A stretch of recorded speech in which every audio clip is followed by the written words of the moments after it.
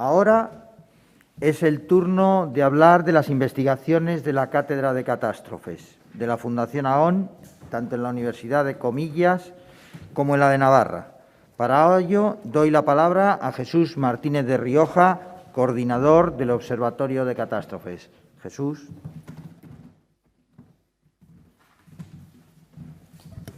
Muchas gracias, Pedro. Efectivamente, vamos a conocer el estado de los trabajos de investigación que se desarrollan en la Cátedra de Catástrofes. Esta iniciativa, lanzada hace ya 3 años por AON, la Fundación AON España, y que no tiene precedentes anteriores ni en España ni en Europa, y cuyo objetivo es estructurar y desarrollar de forma sistemática la investigación y el estudio de las catástrofes en el ámbito de la formación académica.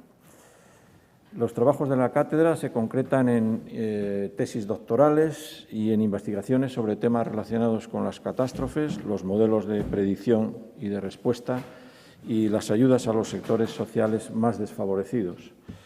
Quiero recordar que la acción docente de la cátedra se desarrolla en la Universidad de Comillas, ICA y CADE, y en la Escuela de Ingenieros Industriales Tecnum de la Universidad de Navarra, en el campus de San Sebastián. Y ya sin más dilación le voy a ceder la palabra a don Alberto Ares, director del Instituto Universitario de Estudios sobre Migraciones en la Universidad de Comillas, ICA y CADE, para que nos hable sobre los trabajos de migraciones y pandemias que están realizando los investigadores en las amenazas infecciosas en un mundo globalizado. Adelante, don Alberto. Muchas gracias por esta invitación a participar en este magnífico simposio. Es siempre una alegría y un honor para la Universidad Pontificia Comillas y en especial para el Instituto Universitario de Estudios sobre Migraciones. Os presento esta investigación. Migraciones y pandemias, amenazas infecciosas en un mundo globalizado, una investigación realizada por Víctor Pérez bajo la dirección de los doctores Raquel Caro y Antonio Rúa, una investigación en el marco de la Cátedra de Catástrofes de la mano, como nos han dicho, de la Fundación AON. Como el título de la investigación nos muestra, el presente estudio tiene el objetivo de esclarecer la relación entre migraciones y pandemias. Para ello, se ha estudiado el vínculo en 2 sentidos. Cómo influyen las migraciones en la proliferación y propagación de los brotes infecciosos y cómo influyen las enfermedades infecciosas sobre las vidas de las personas inmigrantes. Además, se propone un objetivo adicional que consiste en el análisis sobre las medidas de contención para frenar la pandemia. La historia contemporánea parecía habernos enseñado que las grandes disrupciones económicas y sociales que afectan a los países solían tener su origen en desastres naturales, en terremotos, en huracanes, en catástrofes generadas por el hombre, procesos de contaminación de recursos, accidentes nucleares, en problemas de naturaleza financiera que rápidamente se trasladaban a la economía real, o bien en el extremo en conflictos armados, guerras civiles o entre países. No obstante, desde finales del siglo XX, la difusión del proceso de globalización ha puesto en claro que las grandes disrupciones de la economía y de la sociedad, independientemente de su localización geográfica y origen específico, tienen cada vez más una dimensión global. En este entorno de un mundo más interconectado e interrelacionado, la pandemia del coronavirus COVID-19 ha sido la absoluta protagonista, como hemos podido ver en este simposium del 2020, mostrando una nueva cara de los riesgos asociados a la construcción de una sociedad global. Los primeros casos de coronavirus se detectaron en la provincia china de Wuhan a pocos días de terminar el año 2019, como hemos visto. 2 meses después, el avance del virus ya era imparable y se contabilizaban casos alrededor de los 5 continentes. Transcurridos 8 meses desde que se declarara la pandemia en marzo de 2020, el virus sigue en activo y acumula ya, como nos han dicho anteriormente, 55 millones de contagios y más de 1,3 millones de fallecidos. Junto con los estragos de la enfermedad se suman los efectos derivados de las rigurosas medidas de contención que han sumido a la población en una profunda crisis económica y social. Las repercusiones de esta crisis han tenido consecuencias desiguales dentro de la población, como bien sabemos. En este sentido, las personas inmigrantes han salido especialmente perjudicadas, pues no solo han padecido los efectos de la crisis desde un contexto más desfavorable respecto a la población nativa, sino que a su vez parte de la opinión pública les ha señalado como los principales responsables de la propagación de la enfermedad.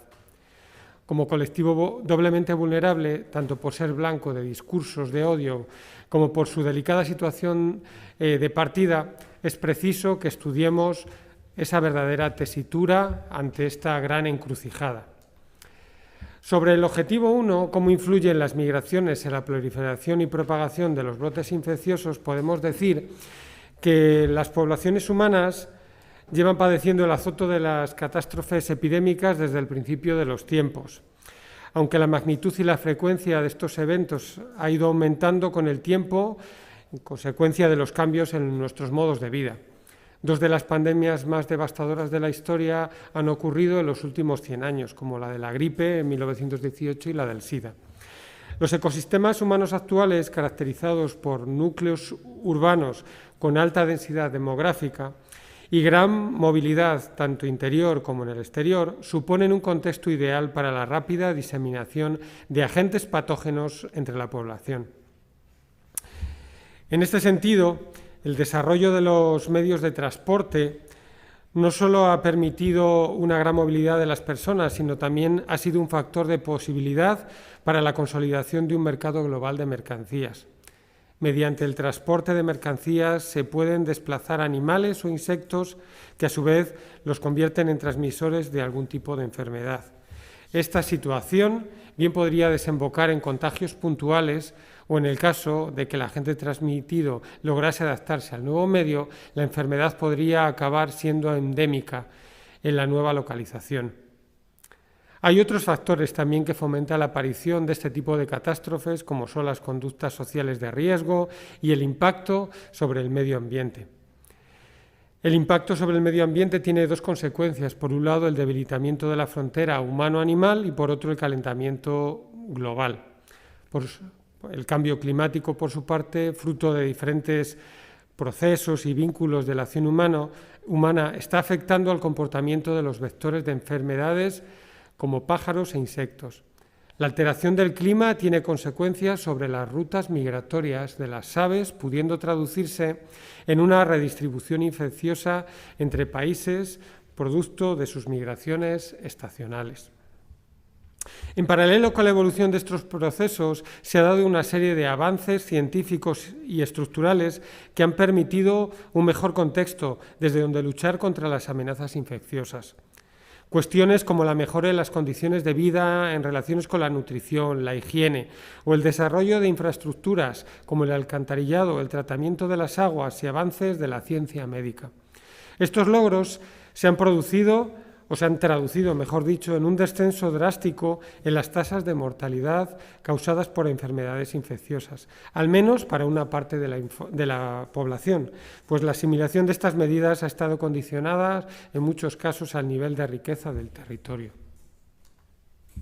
Las enfermedades infecciosas se distribuyen en el mundo de manera desigual, siendo las regiones más empobrecidas las más afectadas por estas.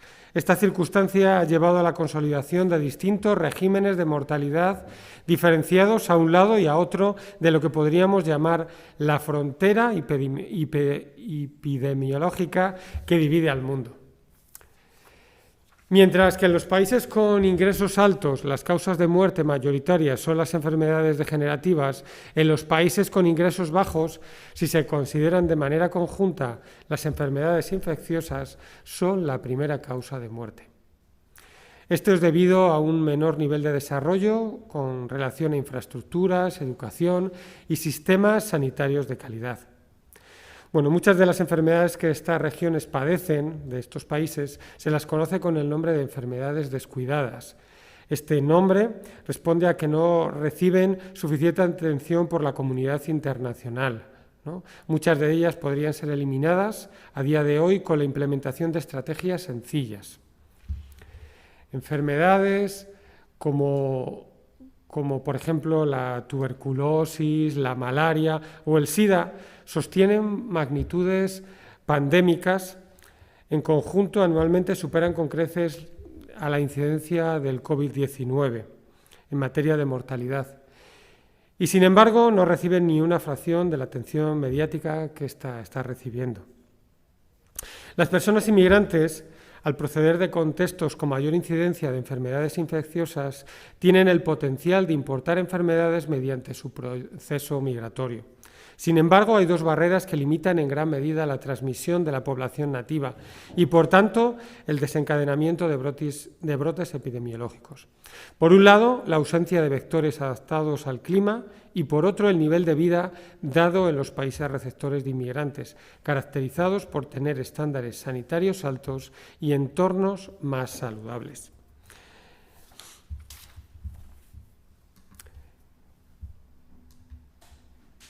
El tipo de enfermedades,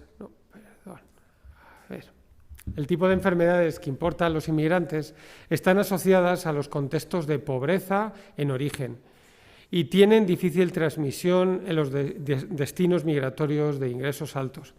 A diferencia de estas, hay determinadas enfermedades cuya capacidad contagiosa no parece conocer de fronteras ni de barreras socioeconómicas.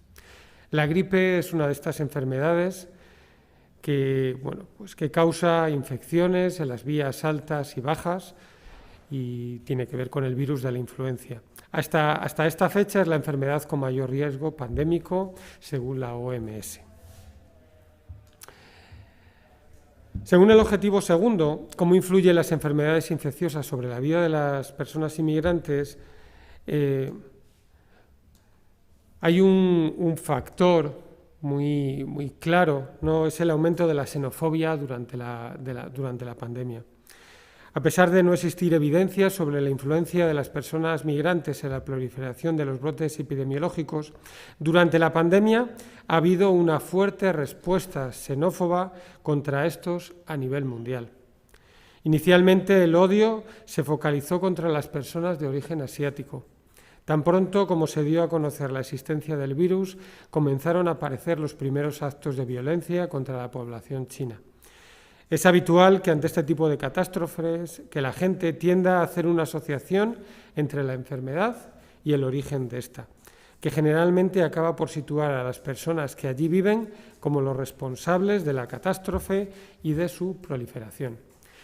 Este es el discurso que se ha articulado bajo la premisa de la construcción del inmigrante como una potencial amenaza. Esta idea, si bien no tiene un apoyo empírico, es muy poderosa, pues se construye sobre el miedo de la gente. Este mecanismo de encarnación del virus en sujetos se da por medio de la identificación y etiquetado de un grupo social reconocible que será considerado como el otro insalubre. Por eso, y a pesar de este primer momento, el odio se centrará exclusivamente hacia la población, que al principio se centraba hacia la población china, posteriormente se ha ido generalizando hacia inmigrantes indocumentados y minorías étnicas de los distintos territorios. La discriminación de los inmigrantes o que los inmigrantes padecen va más allá de las expresiones cotidianas de racismo que tienen que sobrellevar en su día a día. Existen una serie de factores de tipo estructural que limitan su desarrollo personal en las distintas condiciones de la población autóctona. Estos factores son relativos a cuestiones como la relación con el mundo laboral, la disposición de bienes materiales y el acceso a los servicios de salud y prestaciones sociales. Aproximadamente solo un 5% de la población inmigrante que llega a España lo hace de manera irregular. Mucha población inmigrante desempeña, como sabemos, trabajos no cualificados y su presencia viene a copar el desempeño de determinadas profesiones que han sido muy susceptibles a la pandemia, como son la venta ambulante, el trabajo de temporeros agrícolas, el trabajo en el sector de los cuidados y el ejercicio de la prostitución, ya sea de forma voluntaria o como víctimas de trata. El tercer objetivo tiene que ver con el análisis sobre las medidas de contención para frenar la pandemia. La propagación del COVID ha tenido una penetración desigual en los distintos países y ha sido consecuencia de las diferentes estrategias desplegadas para contener el contagio. Los países asiáticos han sido los que mejores resultados han obtenido.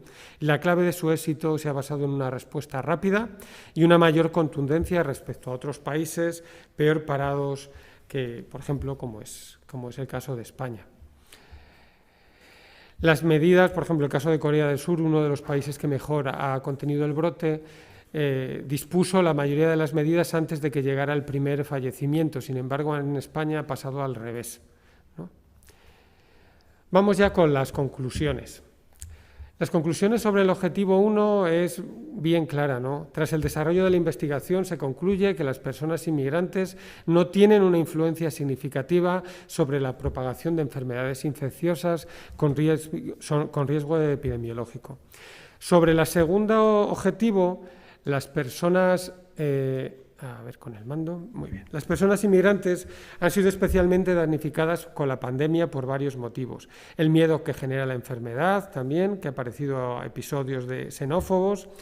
Las personas inmigrantes copan el desempeño de determinados trabajos muy vulnerables a la enfermedad. Las personas inmigrantes tienen mayores dificultades en el acceso a los recursos sanitarios y una situación muy precaria en el mundo laboral. Sobre el objetivo 3, los países que mejor han logrado contener el virus son aquellos que han mostrado una mayor capacidad de adaptación. Las medidas de contención basadas en el confinamiento tienen una fuerte repercusión sobre la economía, la sociedad. Bueno, España ha demostrado ciertas flaquezas, como una respuesta tardía, un relajamiento apresurado en las medidas de contención, deficiencias en el sistema sanitario. Y por último, enumeraré las recomendaciones que aparecen en este estudio, ¿no? La primera es la de garantizar el acceso de los inmigrantes a la salud pública, que ello permitirá un mayor conocimiento sobre las enfermedades infecciosas, apostar por la investigación interdisciplinar para contener con un conocimiento actualizado de las amenazas infecciosas, luchar contra las enfermedades más allá de las fronteras nacionales. En segundo lugar, la recomendación será trabajar por aplacar la respuesta xenófoba, que mejorará la cohesión y el compromiso con la comunidad, mejorar las condiciones de vida de las personas inmigrantes, que esto reportará beneficios en materia de salud a toda la población, y por último, desde el tercer objetivo, será aprender de la experiencia y mejorar de la preparación del país frente a las amenazas infecciosas, potenciar la resiliencia, como se nos ha dicho a lo largo de este simposio, de la economía y del mercado laboral, refinar las estrategias de contención y reforzar los sistemas sanitarios para garantizar el derecho a la sanidad. Solo me queda agradecer de nuevo a toda la organización, a la Fundación AON, por tener la oportunidad de compartir sobre esta investigación. Pues muchas gracias, Alberto Ares, director del Instituto Universitario de Estudios sobre la Migración, por ponernos al día sobre los trabajos que está desarrollando la Cátedra de las Catástrofes en la Universidad de Comillas, ICAI y CADE. Y vamos a dar paso ahora a doña Areide Lavaca, profesora titular de la Escuela de Ingeniería Tecnum de la Universidad de Navarra en el campus de San Sebastián, para que nos comente también la marcha de los trabajos de investigación sobre las buenas prácticas y las lecciones aprendidas en esta pandemia. Buenos días a todos. Antes de nada, me gustaría agradecer a Pedro Tomei y a todo el equipo de Fundación AON por darnos la oportunidad de presentar nuestra investigación, que lo hemos desarrollado el profesor Marcos Borges y yo, Leire Lavaca, profesora de la Escuela de Ingeniería de la Universidad de Navarra. La investigación que vamos a presentar se titula Buenas prácticas y lecciones aprendidas en la gestión de pandemias. Antes de centrarnos en las pandemias, me gustaría recordar los desastres y cómo nos afectan los desastres. Los desastres ponen en riesgo el bienestar de nuestra sociedad y ponen en riesgo la estabilidad social y económica de nuestra población. Una emergencia se convierte en desastre cuando los recursos y los planes que tenemos previstos no son suficientes para afrontar la emergencia. Además, sabemos que los desastres evolucionan de forma incierta. Muchas veces no sabemos con cuántos recursos contaremos, cómo evolucionará el desastre, etcétera, y para ello necesitamos capacidades para poder responder en entornos inciertos. Es decir, tenemos que ser resilientes. En esta tabla hemos recogido las pandemias que han ocurrido en los últimos 20 años. Como podéis ver, son 6 las pandemias más significativas que hemos tenido y hay 3 que tienen que ver con el tipo de enfermedad de coronavirus, que es el SARS, que tuvimos en el 2002, el MERS, que tuvimos en el 2012, y el actual COVID-19, que surgió en 2019 en China. Si nos fijamos en el total de infectados, podemos ver que el total de infectados que hemos tenido en estos 3 son muy diferentes entre ellas. Hemos visto que en el SARS y en el MERS su expansión no fue de la magnitud que está siendo con el COVID. Y eso puede también habernos generado cierta tranquilidad a la hora de anticiparnos a lo que estaba ocurriendo en China en su momento. Entonces, haciendo un poco este análisis de la situación, nos gustaría presentar cuáles son los objetivos que hemos querido alcanzar con nuestro proyecto. El primero de ellos ha sido identificar y describir las lecciones aprendidas y buenas prácticas para la gestión de las pandemias. También hemos analizado cómo estas lecciones aprendidas y buenas prácticas se han implementado para el caso de COVID-19. También hemos identificado y hemos descrito nuevas lecciones que han surgido a raíz del COVID y cómo estas nuevas lecciones se deberían de tener en cuenta para las futuras pandemias. Y finalmente, hemos desarrollado un modelo de simulación que nos ha permitido verificar los datos de los que disponíamos y entender mejor la dinámica de las pandemias, sobre todo los retrasos que existen entre las medidas que se establecen y su impacto en la transmisión de la infección.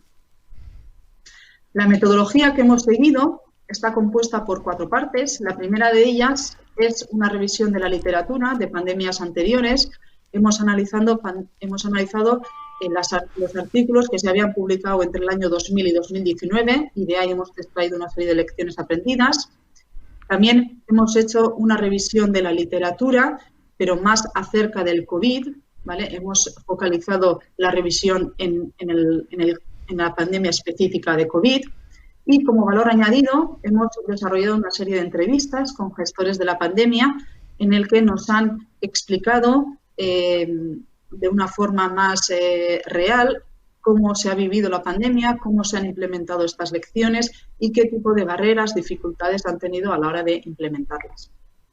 Por último, hemos desarrollado un modelo de simulación utilizando la metodología de dinámica de sistemas que nos ha permitido entender mejor el dinamismo que existe en la gestión de las pandemias y también verificar los datos de los que disponíamos y su veracidad. Respecto a la revisión de la literatura, inicialmente hicimos una revisión de la literatura buscando información acerca de las pandemias en general, focalizando la literatura entre los artículos publicados en el año 2000 y 2019 y en una exploración inicial conseguimos 28.200 artículos, de los cuales seleccionamos 821, ya que nuestro objetivo era identificar y describir las lecciones aprendidas. Después de la lectura de esos artículos nos quedamos con 120, que al final se ampliaron a 135 a raíz de nuevas referencias que surgieron en la lectura de estos 120. Aquí también me gustaría mencionar que también hemos hecho una revisión específica de COVID y en el último año se han publicado 57.000 artículos. Es decir, en este último año se han publicado casi el doble de los artículos que se habían publicado respecto a las pandemias en los últimos 19 años. Esto de alguna forma muestra el impacto que está teniendo el COVID también en el mundo académico.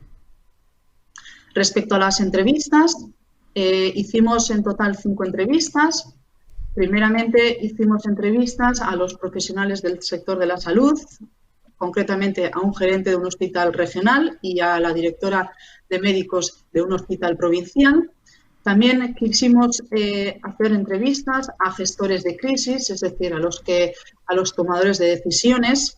Concretamente, hicimos entrevista a tomadores de decisiones en el área de estrategia del gobierno regional y también al personal de dirección de emergencias, que también tomaron parte inicialmente en la gestión de la crisis.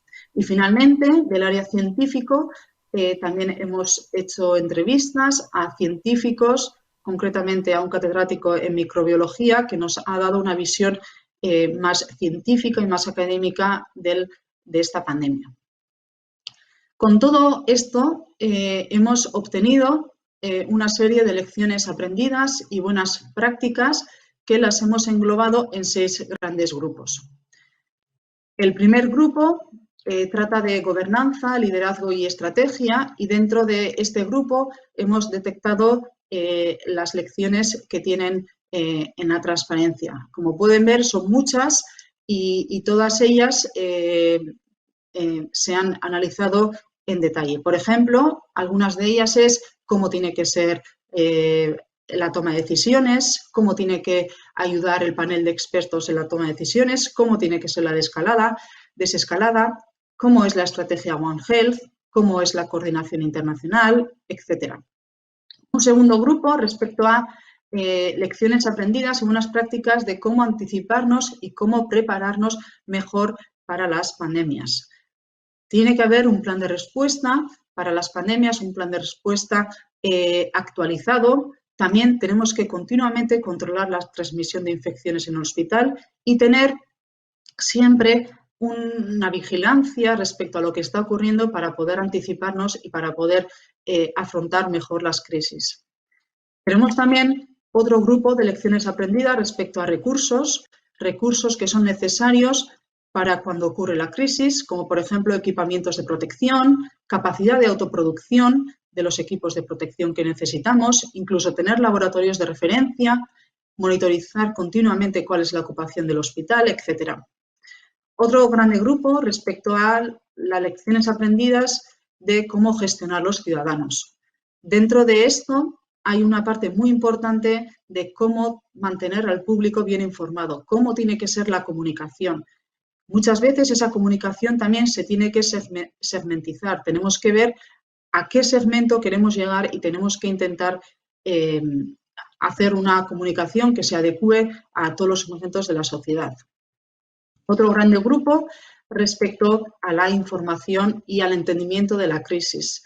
Muchas veces el hecho de no tener suficiente información hace que no seamos conscientes de lo que esté ocurriendo. Por eso es muy importante tener un sistema de registro de información, incluso tener modelos que nos puedan ayudar a tomar decisiones haciendo predicciones de lo que ocurre en los siguientes días, incluso en las siguientes semanas.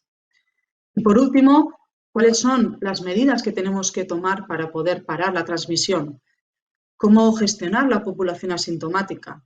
¿Qué tipo de restricciones tenemos que poner? ¿Cómo tiene que ser el sistema de rastreo, etcétera?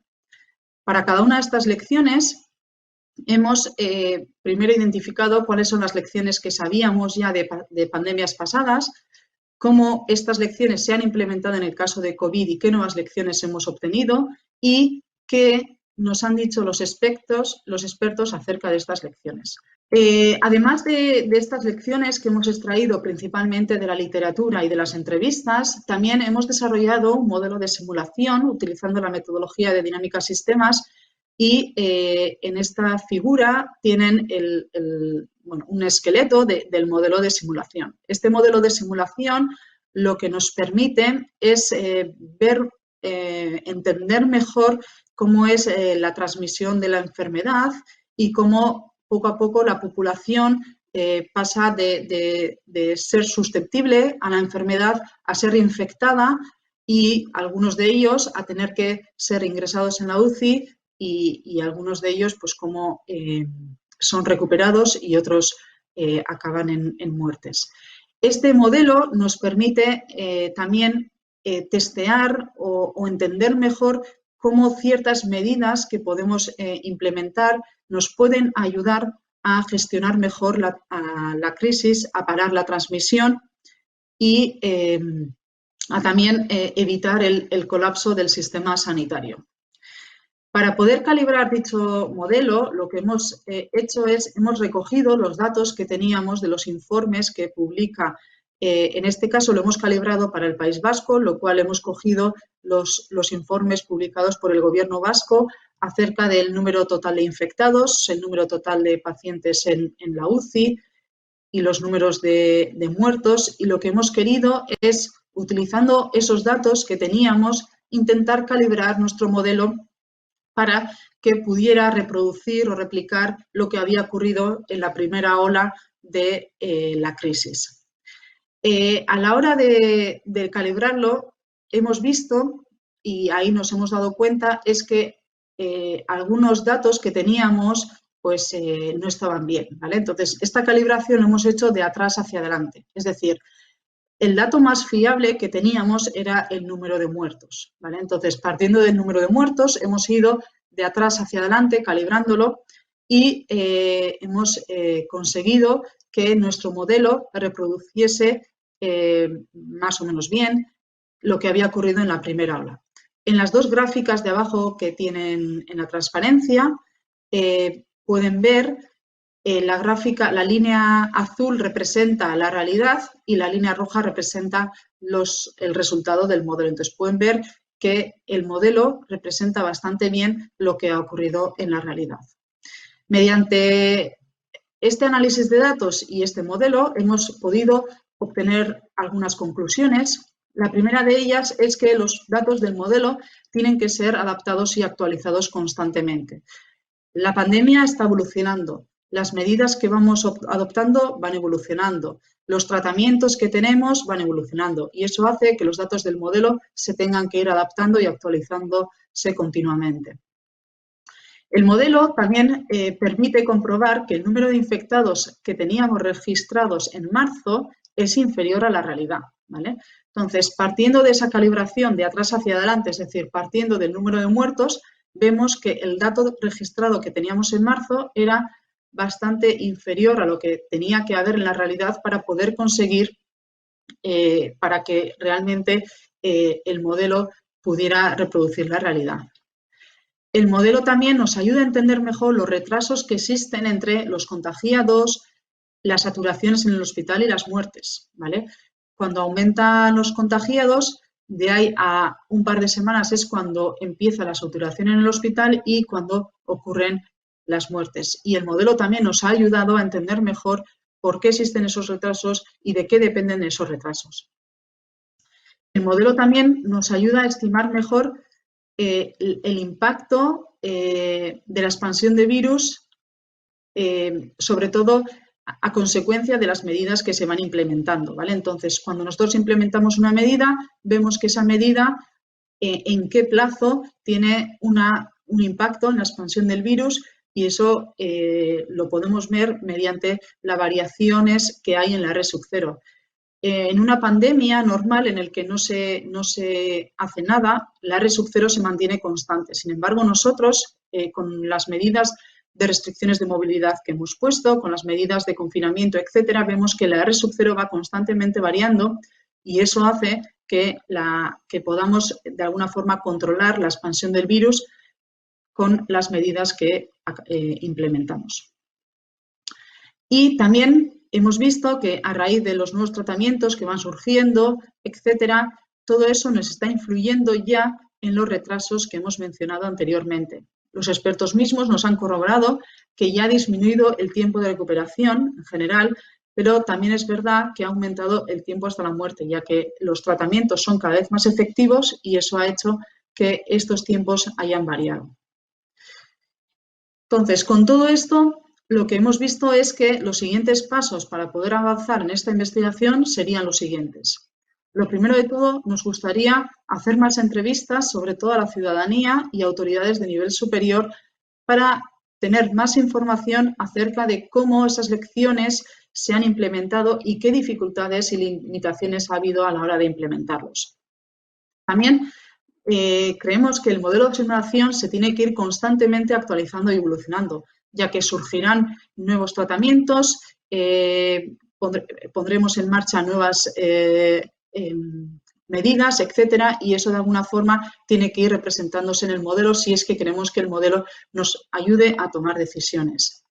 También surgirán nuevas lecciones aprendidas. La pandemia no ha terminado, aún queda, y eso nos hará que todavía tengamos nuevas lecciones que vayamos aprendiendo, como puede ser la gestión de las vacunas, incluso la desescalada, etcétera. Y una vez que la pandemia esté bajo control, también tendremos que actualizar los planes de gestión de una pandemia, sobre todo la parte de prevención y alerta temprana, que es donde hemos podido fallar inicialmente, y también el cómo nos tenemos que preparar para afrontar un evento de tal magnitud. Pero finalmente también me gustaría mencionar las nuevas oportunidades o retos que nos ha brindado dicha pandemia.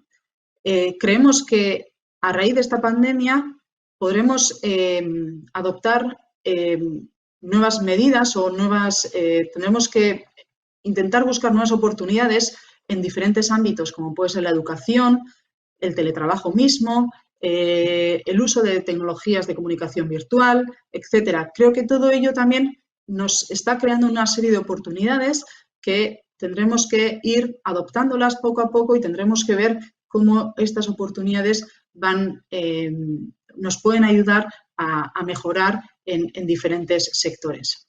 Y con todo esto, pues muchísimas gracias a todos y espero que os haya gustado nuestro proyecto.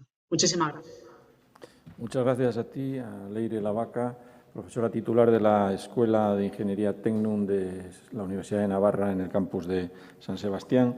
Y le cedo la palabra ahora a María de la Iglesia, Office Manager de la Fundación AON España, para que nos lleve al último tramo de este simposio.